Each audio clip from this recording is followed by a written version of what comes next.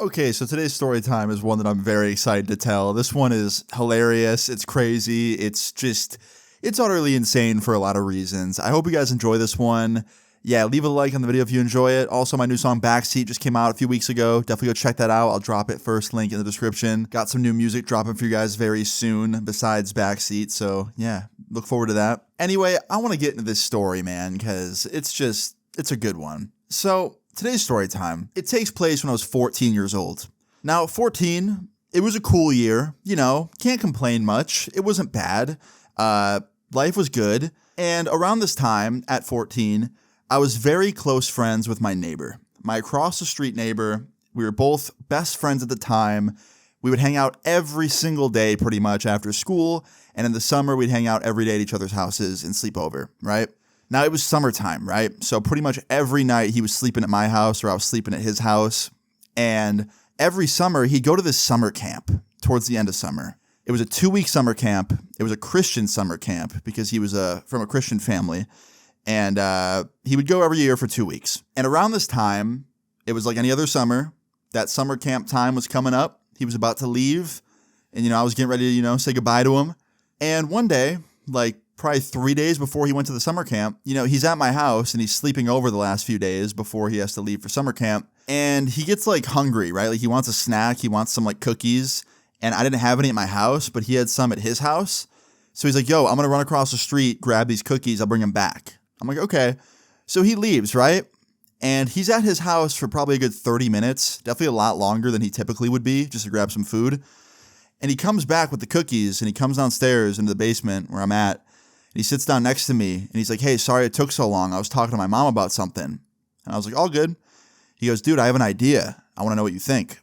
And I was like, what is it? He's like, dude, you should come with me to summer camp this year. Like, what do you think about that? And I really was not expecting him to invite me to this. So obviously, initially I was very excited and, flattered that he invited me. And then I started to think about it and I was like, that could be fun. 2 weeks at a summer camp, could like go in the lake and stuff and make s'mores. It'll be really, really cool. Definitely probably won't regret it. But then I thought about what it was. And it was a Christian summer camp, right? So there was a very strict set of rules and schedules, and you had to wake up very early and go to church. It's actually funny. My parents ended up sending me to a Christian summer camp, not the same one, but a Christian summer camp later on down the line because I was being such a bad kid, and they thought it would like fix me with my friend. And I ended up running away, and so did he. I told that story before. It's on this channel. I actually uploaded it pretty recently, I think. It's like a month old. So if you haven't seen that, go check that out. It's a good one. Anyway, yeah. So my friend, he invites me to this Christian summer camp, right? And like I said, I thought about it pretty quickly, thought about the pros and cons, and I was like, you know what? That sounds awesome. Because at the end of the day, I'm going there with my best friend. And I didn't care what we were doing. Anything we did together would usually end up being fun. We could literally go to like a Home Depot as children with our parents and have fun there because we were hanging out together. Like anywhere where me and him would go, we'd find a way to make it fun. So I thought, this is going to be sick. So I said yes. I was like, dude, that sounds awesome. And he's like, hell yeah. And he's like, dude, it's going to be so sick. Like you could ride there with us. We could bunk together. We'll be in the same cabin. It'll be so cool. And I was like, yeah. So like, how do I sign up?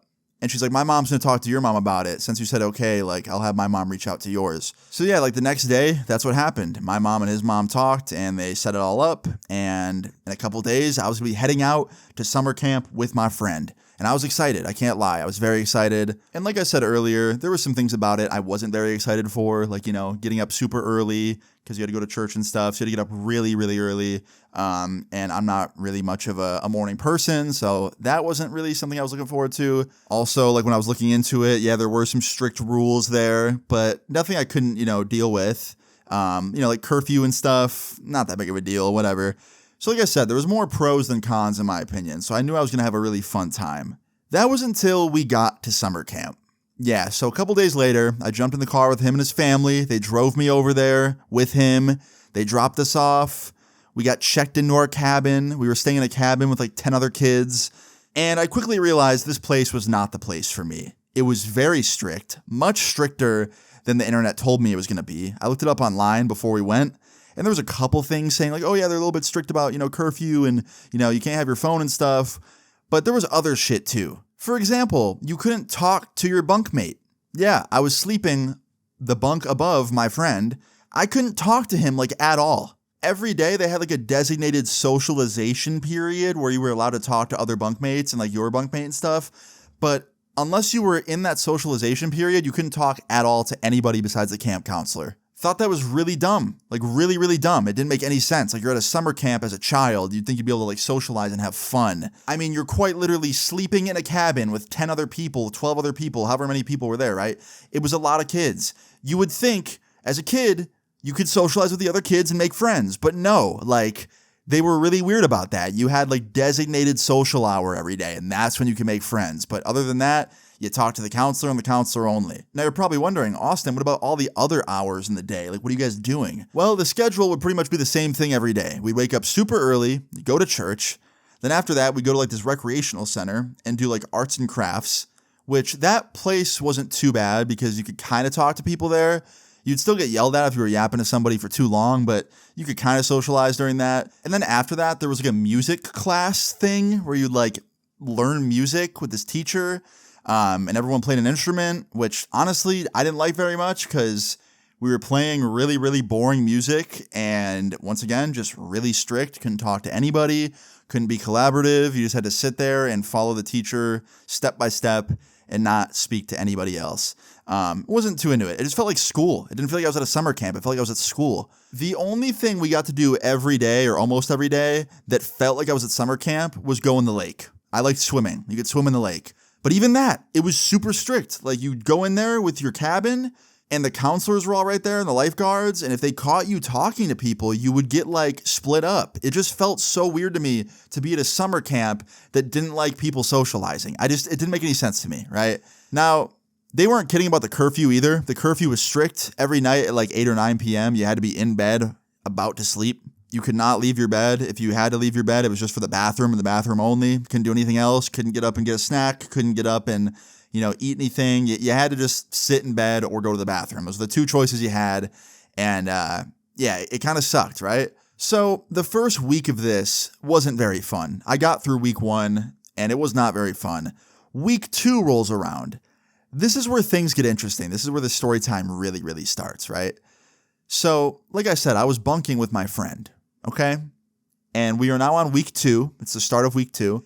And one night at like 10 p.m., everybody is pretty much asleep, and I'm not, right? Because you guys know me. I'm an insomniac. I do not sleep very easily. So I'm just like in my bed, in my bunk, looking up at the ceiling. It's also hot as shit. The cabin did not have any AC, so it's hot as hell in there. And I'm sweating, and I hear a whisper from below. I hear my friend. He whispers, he's like, yo, are you awake? I look down, and he's looking up at me. And I was like, yeah, man, what's up? And he's like, bro, I can't sleep. It's so fucking hot. I was like, I know, man. And like, I'm trying to talk to him, like whisper to him, but it's kind of hard because like, we're on different bunks. So I climb down very quietly, and I like sit down at the edge of his bed. And he's like, dude, I'm not going to lie. This camp, it's not that fun this year. It's usually way more fun, bro. Like, they're way stricter this year than they usually are. And this actually made me feel kind of good because I felt like I was being kind of a dick, right? I felt like I was being ungrateful, like I was being kind of like, I don't know, like a party pooper, if you will. Like I just felt like I was being kind of a dickhead, being like really, really not happy at this camp. But knowing that my friend was feeling the same way, it kind of made me feel validated in how I felt. And I told him that. I was like, oh, I'm actually kind of glad you feel the same because like this place is definitely not as fun as I thought it was going to be. And he's like, yeah, man, I'm sorry. Like I thought this was going to be way more fun for both of us. Like I feel like we've barely gotten to hang out. I was like, nah, man, it's fine. And we're whispering back and forth. And you're probably wondering, Austin, what about the counselor? Like, doesn't the counselor sleep in there? Didn't he, like, hear you guys? Nah, he slept in a connected cabin. Like, there was a little screen door at the back of the cabin that went to another cabin. That's where he would sleep. This little, like, side room. So he could still hear into, like, our cabin and stuff, but he wasn't in it with us, kind of. So we could, like, kind of whisper. Obviously, we couldn't be too loud because if we woke up anybody else, they might go snitch on us, but... yeah, so we're talking, right? And we're talking about how we're both kind of not having that much fun. And like maybe 5 minutes later, this other kid like tiptoes over, and we'll give him a name. We'll just call him like Jackson, okay? Jackson like tiptoes over, and he's like, hey, can I hang out with y'all? And I was like, yeah, man. He like sits down next to us, and he's like, yo, I kind of overheard you guys, and I agree. This shit sucks. And we all kind of quietly laugh because we're trying not to like wake up the counselor, like wake up people in the cabin. Because I already knew we were being loud enough to have Jackson hear us. So that means other people could probably hear us. Anyway, we're talking to this kid. He's pretty funny, man. Like he definitely seemed pretty cool, pretty chill. And we talked for about like 5-10 minutes with this dude. And randomly he just goes, yo, so like, you guys watch porn? And me and my friend look at each other like kind of like, what the fuck? Like, that's such a wild thing to ask someone you just met. And I was like, yeah, man, I've definitely watched it before. Yeah. He's like, yeah. What's your favorite category? And I was like, bro, I'm not answering that. He's like, come on, man. Like, I'm just it's locker room talk. And I was like, yeah, I'm good. And he's like, what about you? And he points to my friend. And my friend's like, yeah, man, I watched it. Yeah, I watch it. Whatever. I'm not telling you that either, though. And he's like, all right, whatever. I just wanted to like ask because I have some magazines you guys might like. And I was like, what? He's like, yeah, come over to my bunk. So he starts taking us over to his bunk and he starts unzipping his suitcase. Keep in mind, guys, it's a Christian summer camp. Let me just reiterate that. Christian summer camp that we're at, okay? He pulls out this suitcase, he unzips it, pops the top off, moves some hoodies around, and I shit you not, he has a gooner stash of magazines. Probably no joke, like 12 magazines. And I'm like, yo, Jackson, what is this? He's like, bro, like, go through them, man. There's some good stuff in here. You know, usually I use the computer, but like I was about to be 2 weeks without it, so my brother hooked me up with his stash. Guys, this was like new levels of down bad. If the word gooner existed back then, I would have called him a serial gooner. He would have been a fucking professor in goonology. This dude was a fucking absolute menace. Okay? A menace. To this day, he's in my top 3 most down bad people I've ever met. Like, it's one thing to maybe, sneak a magazine in, right? I kind of get that, right? But bro, he had like 12. He had like 12 fucking magazines. He might have had even more. I just saw the ones that were readily visible, right? There might have been even more. Who knows? He could have had some shit stashed in his pillowcase. I don't know. Either way, he starts telling me to go through them, right? So I did. I went through some of them and I was like, yeah, I mean, like, yeah, dude, these are cool, right? I didn't really know what to say, right? And I'm holding one of them in my hand. My friend has another one in his hand.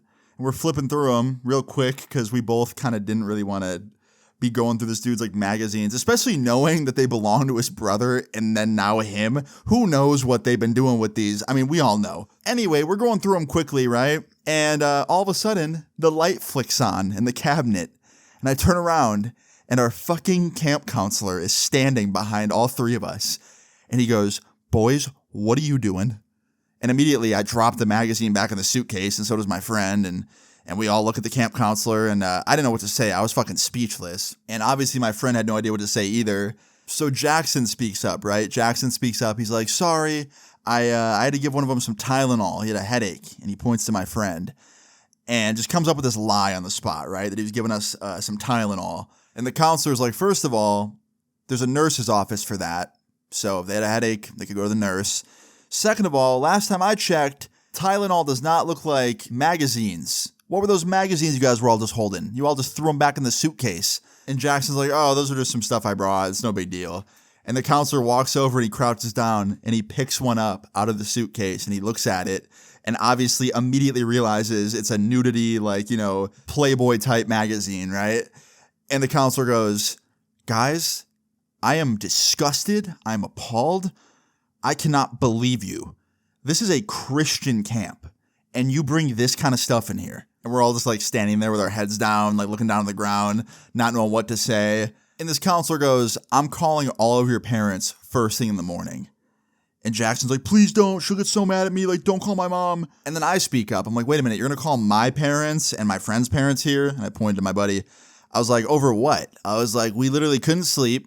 And this dude showed us his magazines. We didn't take any. We didn't, keep them.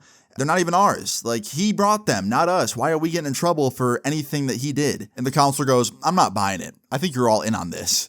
I'm like, in on this? What does that mean? He's like, I think you guys knew about this. I think you all planned this. I was like, what do you mean planned it? You think we fucking know this dude? We never met him a day in our lives. You think we called up Jackson and we're like, hey, Jackson, make sure you bring an unimaginable amount of magazines with naked women in them, please. And the counselor's like, I don't care. I don't trust you guys. I'm calling your parents in the morning. And then my friend speaks up. He's like, are we gonna get kicked out of camp? Like, everybody get kicked out? And he's like, I don't know. You might. And I was like, all right, so be it. This camp sucks anyway. And the counselor immediately gets super red in the face and he looks at me and he's like, now I'm definitely making sure that you get kicked out. You're ungrateful.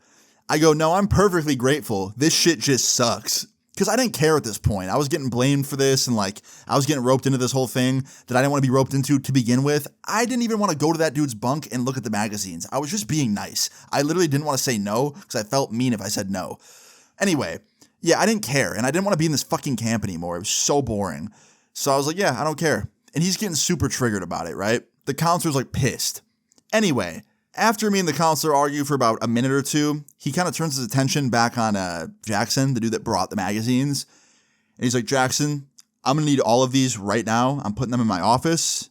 And then when camp's over, your parents can take them back or throw them out or whatever they want to do. He's like, okay. And he reaches in and he starts grabbing all the magazines and he hands them this giant stack, right? And after he hands them to the counselor and the counselor goes and puts them away like in his little office room or whatever, he comes back in to the cabin, the main area. And at this point, a bunch of kids are awake, by the way. Forgot to mention that. Like half the cabin woke up because they could hear us like arguing. And he comes back in the cabin and Jackson once again goes, counselor, please don't call my mom. Like, I won't ever get ungrounded. Please don't call my mom. And the counselor goes, well, you should have thought of that before you brought that stuff. And Jackson just turns around and just bolts out the door into the night, runs away from camp. And the counselor freaks out. He's like, stop running. And he runs out after him. And we're all just like in this cabin looking at each other. And this random kid, this dude, he looks over at me and he's like, what just happened? Like, what'd I just wake up to? And I was like, Jackson, he brought some magazines he shouldn't have had. And he doesn't want to get grounded. So he ran away, I guess. I don't know. And the kid's like, what kind of magazines were they? And I was like, naughty magazines. He goes, oh, shit. Where are they? And I was like, yo, why do you want to know? He's like, well, are they good at least? And I was like, all right. And I start laughing. He's like, nah, for real though, where are they? I'm like, dude, chill. There's a bunch of fucking serial gooners in this cabin, bro. Like, I couldn't believe it. They all needed Jesus. Anyway, like 5 minutes later, the camp counselor comes back into the cabin, heavily breathing, and he calls like the main office area on the phone from the cabin, and the whole camp goes on fucking lockdown because this kid's missing, right? And all night, they got cops out there, security guards, and just people looking for Jackson because he ran away. And all night, we were on lockdown. No one could leave. No one could do anything. Not like we could anyway. I mean, like I said, pretty strict. Couldn't really do anything past curfew. But into the next morning, we were still on lockdown. They didn't find him all night. And they finally found him at 9 in the morning. And you want to know where they found him at? They found him at this gas station like a mile up the road. And coincidentally, like kind of funny, this gas station was literally like 10 feet next to an adult video / like smoke shop store. So yeah, it was like a store that sold magazines and videos and, you know, X-rated stuff and also like smoking stuff. I thought that was kind of hilarious. I doubt he like tried to go in there or anything because he's a teenager, but I thought that was kind of funny that he ended up next to one of those, given the fact he was literally running away for bringing bad magazines to camp. Anyway, yeah, they caught him. They brought him back to camp. Obviously, his parents were there waiting for him. They'd already been alerted that he ran away, so they were already like on site that morning, like ready to find him. So yeah, he was there. They were there. They took him home. He got kicked out. Then we got pulled into the office. After that was all dealt with, we got pulled into the main office where like the camp like supervisor was there, like the owner or whatever. And he's like, yeah, so we just talked to your guys' parents. Your counselor told us that you were staying up past curfew, talking to each other and talking to Jackson about his magazines and stuff. We think it's just best that you all leave. So me, Jackson, and my boy, we all got kicked out of camp. Yeah, all got kicked out. So my mom had to come get me. My mom did. And fucking my homie's parents had to come get him. They were pissed, by the way. He had really strict parents. So like when they found out he got kicked out of that camp that he's been going to for years, they were mad. My mom, on the other hand, was really cool about it. She knew I didn't do shit wrong. Like, she heard the whole story from the counselor and the supervisor's perspective or whatever, and she heard my story, and she's like, yeah, you're not lying to me. They're just making it way worse of a deal than it needs to be. And I'm really happy she, like, understood that. Because, like, I really didn't do shit, bro. I woke up. I couldn't sleep. My friend was talking to me. This dude came into our conversation and then said, come check this out. And I got roped into this whole situation I didn't want to be in. Now, obviously, should I have gotten up and went over there and like hung out, you know, with them as a group? Probably not. But like, I just don't think it warranted me and everyone getting kicked out of camp. If they wanted to kick Jackson out for running, that makes sense. But me and my friend, I feel like we shouldn't have gotten kicked out. I feel like we were not worthy of getting kicked out. Now, obviously, I was fine with it because that camp fucking sucked. But I think from like a rule standpoint, it was really harsh. Either way, whatever. We got kicked out. My mom was really cool about it. She didn't like ground me over it or like ruin my summer over it. The rest of my summer that was. And she was really nice about it. My mom was very cool about it. Like I said, my friend's parents, not so much. They were pretty upset about it. He got in trouble. He got grounded for like 2 weeks. He wasn't very happy either about that. As for Jackson, you're probably wondering, hey, what happened to that dude, man? He actually added me on Facebook like a year later. I thought that was kind of funny. I added him back. I still have him added to this day. I don't really use Facebook. I kind of like just deactivate it all the time and kind of forget about it. But whenever I do like activate it and I log on, I see him on my friends list, and he seems like he's doing pretty good to this day. You know, I actually checked his profile recently. He's a web developer. Maybe he built OnlyFans. I don't know. Could you fucking imagine the character arc that would be? That'd be insane. But yeah, I don't know what he works on. I don't know. But he seems like he's doing good. But yeah, guys, that's the end of the story. I just thought it was kind of funny, kind of hilarious. Yeah, I don't know. I thought you guys would enjoy hearing about it. If you guys enjoyed this story time, please leave a like on the video. I'd really appreciate it. Feel free to leave your story times in the comments down below. And subscribe if you're new. I'll see you all later. Peace.